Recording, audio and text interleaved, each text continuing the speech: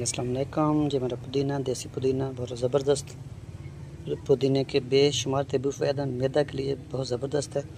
मैदा अगर गैस बनाता है, तेज़ाबत बनाता है, मैदे में हीट है, गर्मी है, तो पुदीने की चटनी बनाकर खाएं। और अगर आपको एलर्जी है, खून की खारिश, तो इसका शफूफ बनाकर और खाना खाने के बाद शफूफ बनाकर खाएं हाफ़ टी स्पून, तो जो खुश्क खारिश है तो वो ख़त्म हो जाएगी।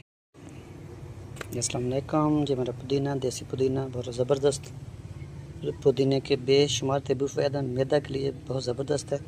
मैदा अगर गैस बनाता है, तेज़ाबत बनाता है, मैदे में हीट है, गर्मी है, तो पुदीने की चटनी बनाकर खाएं। और अगर आपको एलर्जी है, खून की खारिश, तो इसका शफूफ बनाकर और खाना खाने के बाद शफूफ बनाकर खाएं हाफ़ टी स्पून, तो जो खुश्क खारिश है तो वो ख़त्म हो जाएगी। अस्सलाम वालेकुम।